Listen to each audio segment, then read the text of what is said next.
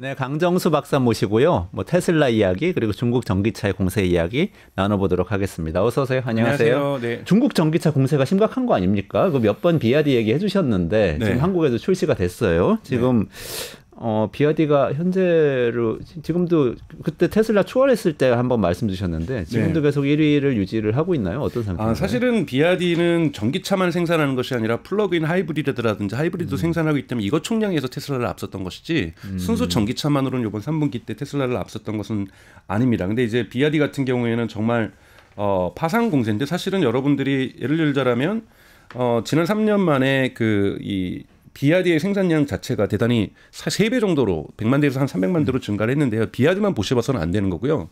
중국 공산당 정부라든지 중국 정부 입장에서는 비아디가 1등하는 것, 2등하는 것, 3등하는 것 이게 중요한 것이 아니에요. 지금 한 100여 개 정도의 아직까지 전기자동차 기업들이 중국에 남아있는데 이것이 10개로 정도는 줄어들 거라고 지금 스스로가 샤이펑의 대표 같은 경우는 얘기를 하고 있거든요. 10년 안에 여기 있는 대부분의 브랜드들이 사라질 것이다. 근데 중국 입장에서는 뭐냐면 중국이 내수가 안 좋은 상황 속에서 그리고 중국의 그러니까 자동차 산업이 글로벌에서 1위를 찍는 것이 중요하지 어떤 브랜드가 하는 거는 제일 중요하지 않은데 이 상황 속에서 그래도 비아디가 두각을 보이면서 가장 빠르게 성장하고 있는 중국의 기업이라는 거고 왜 이런 상황이 발생했는지를 저희가 볼 필요가 있다는 건 봐야 되는 그 이유는 뭐냐면 제2의 비아디, 제3의 비아디, 제4의 비아디가 발생할 수 있기 때문입니다. 아, 그래요. 그 가장 큰 원인은 여러분 내연기관에서 전기차로 바뀌었을 때 뭐 테슬라에게는 특혜를 줬지만 중국 같은 경우에는 대부분 합작법인을 통해서만 들어갈 수 있었잖아요. 가장 어려운 기술이 사실은 한국이 그걸 해냈다는 것만으로도 저는 기적 같은데 이 내연기관과 파워트레인 즉 이 폭발력으로 이루어지는 상하 운동을 회전 운동으로 바꿔서 자동차 밖에 전달하는 이 시스템을 웬만해서는 못 만든다라는 거예요. 55대 55 조인트 벤처로 있어서 그 기술은 못 빼냈다라는 거예요. 그러면 이걸 버리게 되면 시장 진입 장벽이 낮아지는 거잖아요. 근데 여러분 전자제품과 반도체와 배터리가 전체 자동차 가치의 그 50% 이상을 차지하고 있어요. 이 부분은 중국이 다른 업체들에게 하청을 하면서 다른 외국계 기업에게 하면서 이 기술력을 발전시켜 왔잖아요. 그럼 요 파트 묶고 요 파트 묶고 요 파트 묶으면 자동차 만드는 건 일이 아니라는 거예요. 그리고 1000개가 넘게 시작을 했다가 지금 100개 남았지만 그 수많은 기업들이 부도가 나면서 그 기술들이 계속 이전됐던 거거든요. 그러면 저는 제2의 비아디, 제3의 비아디가 나올 수밖에 없는 산업 환경이 생겼다. 왜? 시장 진입 장벽이 그냥 사라져 버렸다.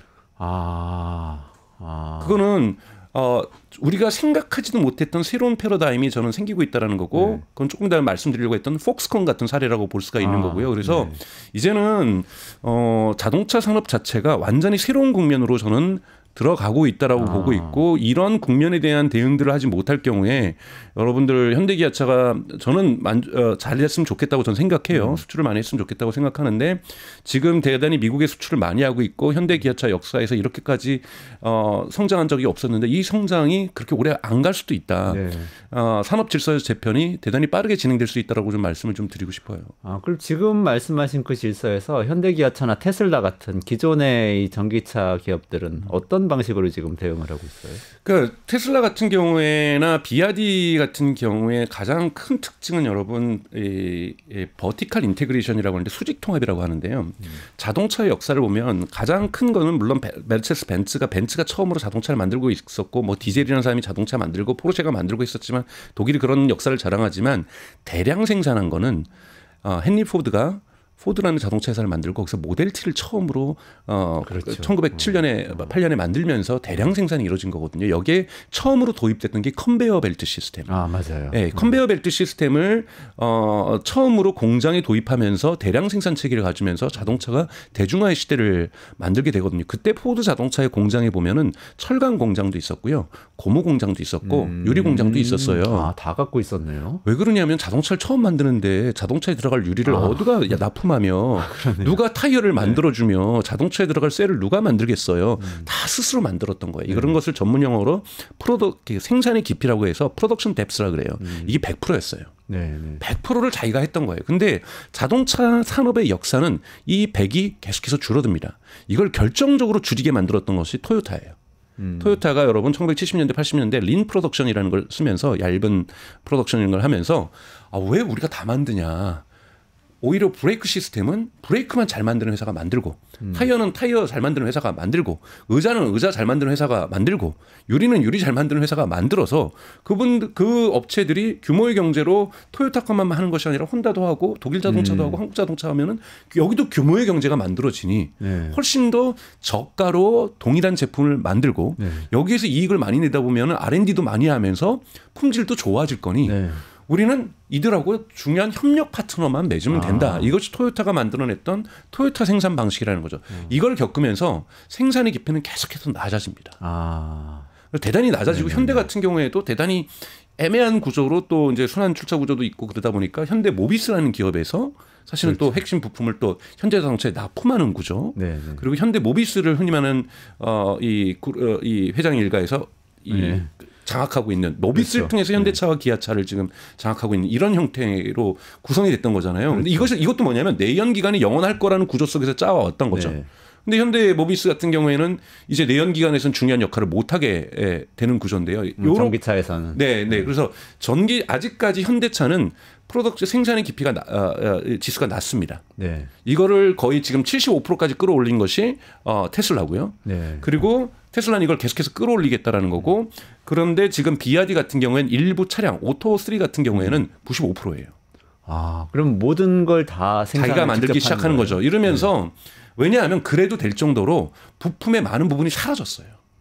그렇죠. 그렇죠. 부품에 전체 내연 기관에 들어가는 것에 7분의 1이라는 사람들도 있고 6분의 1, 5분의 1이라는 사람도 있는데요. 요번에 어제자죠. 테슬라의 주가가 지금 막 어제자 그래도 많이 올랐는데 거기에서 이제 로보택시 담당자가 나와서 설명을 한 거예요. 전체 이 사이버 트럭에 들어가는 이 사이버 트럭이 아니라 사이버 캡 로보택시 들어가는 부품이 모델 3의 반도 안 된다는 거예요. 더 줄었다는 거네요. 더 계속 줄이고 있는 거예요. 줄이고 있다 보니 생산 단가는 낮아지는 거고, 근데 줄이다 보니까 이게 뭐가 되냐면요. 제가 여러 번 말씀드렸는데 컨트롤러라는 것이 있어요. 부품의 어떤 구성 단위에는 이 컨트롤러에 흔히 말하는 미들웨어라는 소프트웨어가 들어갑니다. 요것들을 다 연결하면서 흔히 말하는 우리가 운영 체제라는 것들이 이 전체를 움직일 수 있는 거거든요. 스마트폰이나 아이폰이나 갤럭시에는요, 이 컨트롤러 부품에 있는 컨트롤러는 다 설계가 애플에 의해서거나 삼성에 의해서 돼요. 그렇기 때문에 이 안에 딱 OS랑 궁합이 맞아가지고 딱 OS가 들어가면 운영체제가 들어가면은 모든 부품을 통제할 수가 있는 거죠. 지금 자동차는 절대 그렇게 되지 않습니다. 내연기관은 일어날 수도 없어요. 부품이 너무 많고 그 부품 중에서 핵심 부품인 내연기관의 폭발물은 컨트롤러로 통제도 잘 안 돼요. 그러니까 전자적으로 그러니까 소프트웨어적으로 통제도 잘 안 된다는 거죠. 전기차는 이 부분이 잘 되는데 테슬라는 그거를 스스로 하겠다고 생각하면서 자꾸 부품들을 줄여요. 부품을 줄이면서 테슬라의 슬로건이 뭐냐면 엔지니어에 The best part is no part라고 그래요. 가장 훌륭한 부품을 없애는 것이다. 그러면서 계속 부품을 없애면서 컨트롤러를 통합하고 이 컨트롤러를 이더넷으로 심지어는 연결하면서 흔히 말해서 하니스 작업이라고 하는 전선줄 연결 작업도 예를 들자면 모델 S에는 3kg 가까이의 전선줄이 들어갔어요. 근데 이 일반 차량마다 대부분 2kg에서 3kg씩 들어가거든요. 그런데 사이버 트럭 같은 경우에는 100m로 줄였어요. 100m요? 네. 그러니까 가장 안전이 있는 이 안전이 중요한 스티어링 휠 같은 경우라든지 브레이크 시스템의 가스 페달에만 전기줄을 이중적으로 해놓은 거죠. 이더넷으로 연결하면서 다 이더넷으로 무선 통신을 하게 만들어 놓고 핵심 보안 그러니까 안전 기술 같은 경우만 전선줄로 좀 연결을 해준 거죠. 이게 100m밖에 안 되는 거예요. 그러니까 훨씬 더 총대하기 쉬운데 사이버캡 가면 이게 100%로 만들어지는 거죠. 그러면은 프로덕션 뎁스도 높아질 뿐더러 그리고 이 운영 체계가 들어가기 좋게 되는 거죠. 여기에서 자율주행이 더욱더 완벽해질 수 있는 거죠. 지금도 이번에 버전 13이 나와서 완벽해지고 있지만 이렇게 자동차 산업의 생산 패러다임이 내연기관하고 완전히 다르다는 거예요. 그러다 보니까 지금 폭스바겐이 붕괴되는 것도 이 내연기관도 만들어야 되는데 전기차의 새로운 플랫폼도 개발해야 되니까 R&D 인력도 나눠줘야 되고 서로 또 싸워요. 그렇게 회사 내에서 권력 투쟁이 있죠. 우리가 지금까지 회사 먹여 살렸는데 새로운 거 만드는데 자꾸 얘네들이 새로운 걸 시도하는 것을 막고 그냥 여기 내연기관에 썼던 거 부품 여기 가서 또 쓰고. 그러니까 동력 장치는 안 쓰더라도 원래 있는 전통 부품 샘플을 너네가 써줘야 이게 규모의 경제가 나면서 우리가 이윤을 낼 텐데 혁신을 자꾸 저해야 합니다. 그러니까 이런 부분들이 있는데 그러다 보니까 새로운 출연자들은 이러한 흔히 말하는 레가시죠. 전통에 대한 구애를 받지 않다 보니 혁신적으로 치고 나갈 수 있어요. 지금 현대자동차나 기아자동차도 잘 만들지만 완벽하게 전기차를 처음부터 끝까지 새롭게 설계했구나. 이런 느낌은 안 드는 그런 거예요. 느낌 아니죠. 예, 대표적으로 여러분 샤오미가 지금 전기차를 만들고 있잖아요. 네. 샤오미가 스마트폰 만들고 뭐 정말 진짜 모든 가전제품 다 만드는 회사가 전기차를 만드는데 많은 사람들이 이제 착각을 하고 이거 샤오미가 제작하는 거 아니에요. 바이기라고 해서 BAIC라고 해서 중국에 있는 전기차 전문 업체가 샤오미의 주문 생산해 주고 있는 거예요. 아, 그렇군요. 그러니까 근데 이 샤오미는 이거의 디자인을 또 유럽에 있는 사람들 가지고 와서 디자인을 만든 거예요. 중국 사람들이 한 명도 안 꼈다 그래요. 네. 유럽에 있는 디자이너를 껴가지고 요거대로 만들어 달라고 하니까 이제는 만들어 줘요. 자동화에서. 주문만 하면 그대로 만들어주는 거예요. 그대로 만들어주는 시대로 왔다는 건 대단히 큰 변화죠. 굳이 그렇죠. 여러분 휴레팩카드가 1990년에 1990년대부터 6년부터 해서 우리가 왜 컴퓨터를 만들어야 되지 직접? 이거 외주 주자. 그래서 1920년까지 해서 이걸 이제 100% 외주줍니다. 후레팩카드라든지 데일이라든지 여러분 그렇죠. 직접 HP. HP 직접 제작 안 해요. 그런데요 직원 수도 더 줄고요. 그다음에 자산 투자를 안 해도 됩니다. 공장 설비를 안 해도 되잖아요. 그렇죠. 부담 훨씬 덜해지겠네요. 그렇죠. 애플도 공장 없잖아요. 어디가 만듭니까? 폭스콘에서 애플의 아이폰의 70%를 혼자 만들어줘요. 이런 업체가 잘해주면 되는 거고 공급망 관리만 잘해주면 되는 거거든요. 그런데 이익률은 훨씬 더 높아지죠. 그렇죠. 그러면 생산도 안 하면서 근데 계속해서 R&D를 하면서 어떻게 제품을 개선할 것인가에 대한 흔히 말하는 디자인만 하는 거예요. 디자인만 하면은 여기에 맞는 공급 업체들이 다 그러니까 높은 품질로 만들어준. 이제 지금 만드는 게 뭐냐면 자동차도 이렇게 가면 안 되냐라는 주장이 나오기 시작하는 거예요. 거군요. 이 바로 요즘 폭스콘에서 시작하고 있는 자동차 산업에 대한 진출이고. 그건 말씀드리면서 폭스콘은 그러니까 애플의 스마트폰 만드는 회사로 우리는 다 알고 있는데 자동차를 만든다는 이미 건가요? 6개 종류가 있고요. 본인이 이번에 10월 달에 2가지를 더 추가하면서 미니밴하고 소형 버스를 추가하면서 앞으로 우리 화이트 레벨이다. 앞으로 여러분들이 예를 들면 현대자동차가 우리한테 주문해 달라면은 디자인 변형해서 만들어 주겠다. 본인들이 직접 소매 판매하는 건 아니고 생산만 해주겠다.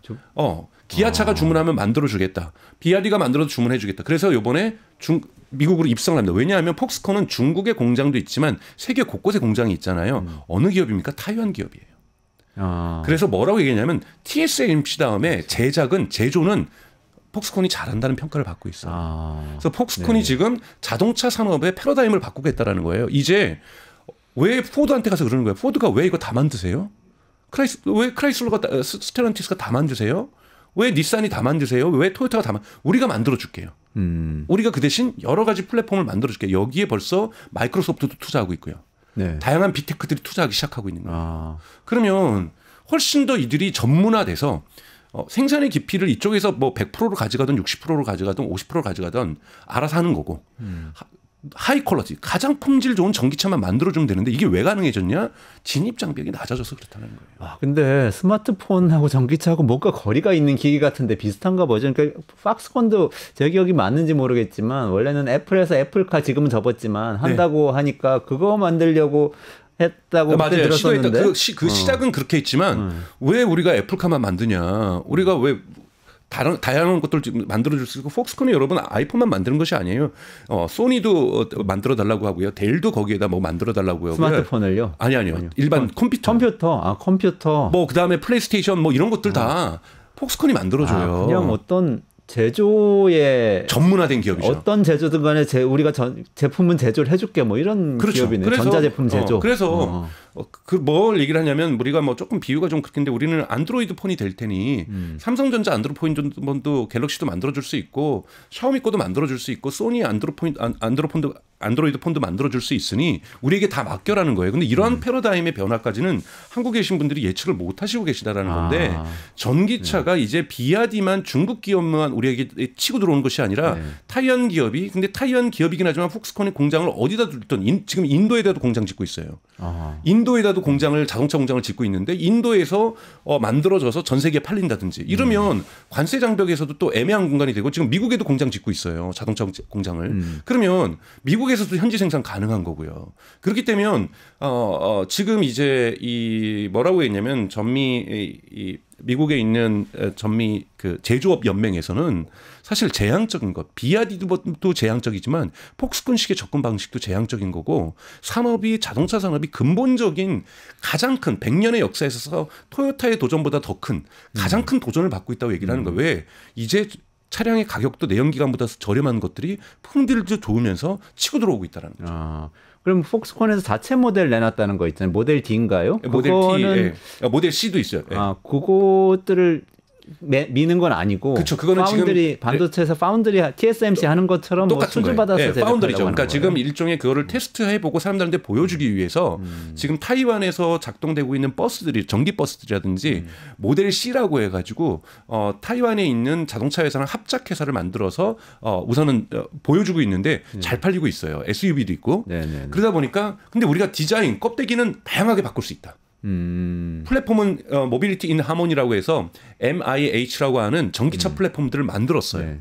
여기에 빅테크들도 투자를 좀 해주고 있고 그러면 폭스콘 같은 기업이 그러니까 정확하게 잘 보신 거예요. 파운더리예요. 반도체 파운더리죠. 파운드리. 설계는 엔비디아가 하지만 생산은 TSMC가 하잖아요. TSMC 파운드리로서 그냥 엔비디아가 설계한 걸 잘 만들어주는. 그렇죠. TSMC 공장은 지금 일본에도 짓고 있고 독일에도 짓고 있고 미국에도 짓고 있잖아요. 그렇죠. 그러면 폭스콘 공장을 여러 군데 지을 수 있는 거예요. 그러네요. 저 가지고 거기서 주문 생산해 주길 테니 자동차 업체한테 계속 호소하는 거예요. 제발 너네가 직접 제작하는 시대를 끝내라.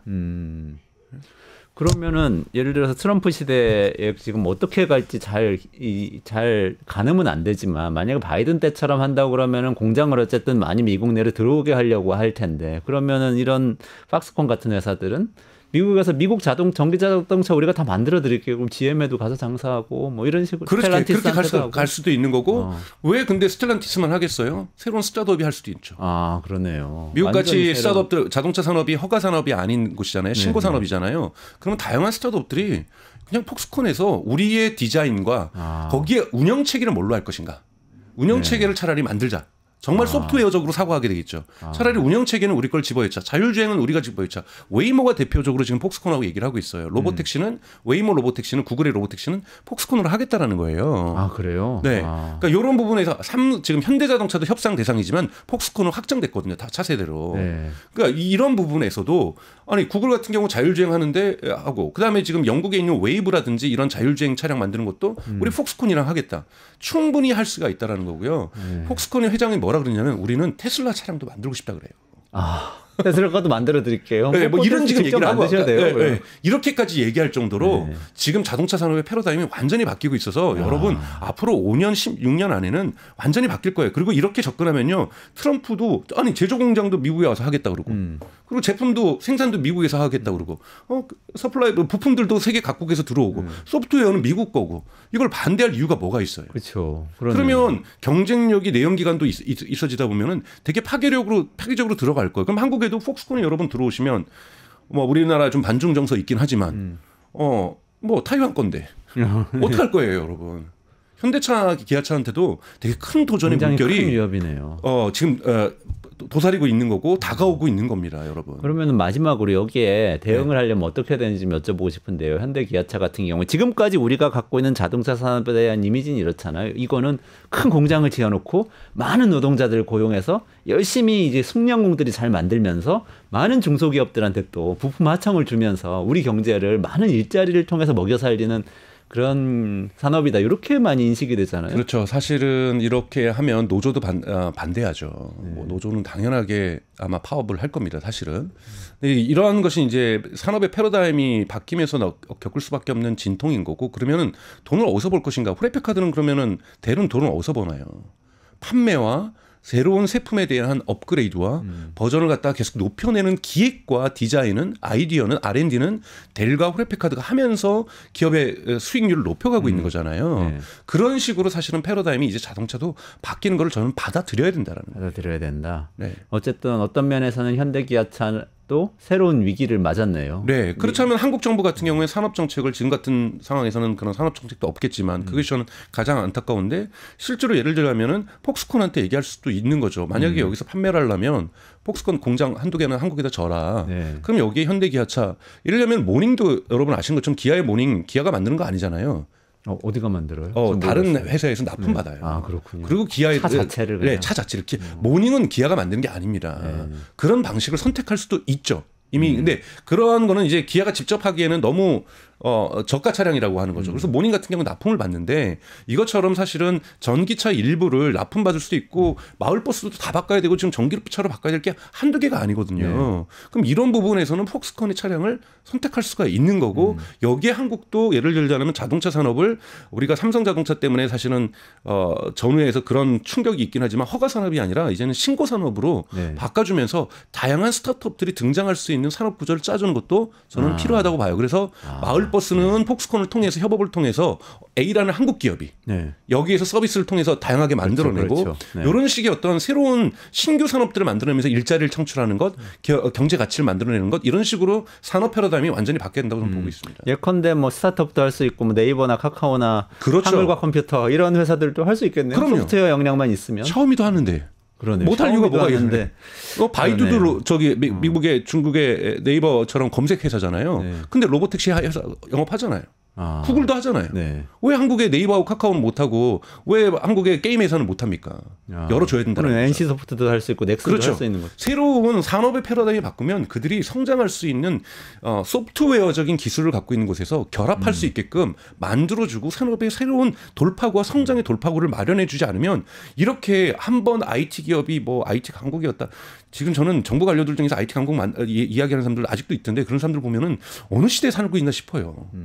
그러니까 90년대, 2000년대 패러다임으로 2020년대와 2030년대를 어떻게 맞이할 거예요? 이건 작동 안 하는 지하 벙커에 살고 있을 수도 그러니까요. 있어요. 맞아요. 그냥 그거 위기관리센터 그거 보면서 와 이거 GPS로 다 움직이는 거 보고 여기서 명령만 되면 다 군의 움직임이 다 되니 내가 작전 다 할 수 있겠구나. 이런 착각 빠지면 안 된다라는 거죠. 완전히 세상의 변화하고 단절되는 거 한 번도 실행해 보지 않았던. 그래서 저는 좀 산업에 대한 정책도 사실은 다음 정부에서는 많이 바뀌어야 된다고 저는 보고 있습니다. 네. 현대 기아차 대단한 위기를 맞았네요. 유럽 차들도 그런 것 같고. 그렇지만 이겨내기 위해서 뭔가 할 수 있는 게 있는데 그것은 우리도 좀 소프트웨어 기업 중심으로 자동차 산업을 재편하는 좀 상상력을 발휘할 때가 됐다. 이런 말씀. 맞습니다. 네. 정리해 주셔서 고맙습니다. 네, 정리를 하겠습니다. 오늘 좀 여기서 방송 마무리해야 될 것 같은데요. 네. 유튜브 구독하고 실시간 채팅과 댓글을 남기시면 매일매일 7,000TTCO를 드립니다. 참여 방법은 통통물 어플을 다운로드하고 회원가입과 로그인을 해주세요. 마이페이지에서 나의 회원 고유 번호를 복사해주세요. 유튜브 구독 후 실시간 채팅이나 댓글창에 고유 번호를 한 번만 입력하면 준비 끝! 지금 유튜브 채팅과 댓글 쓰기 참여하고 7,000TTCO 받아가세요.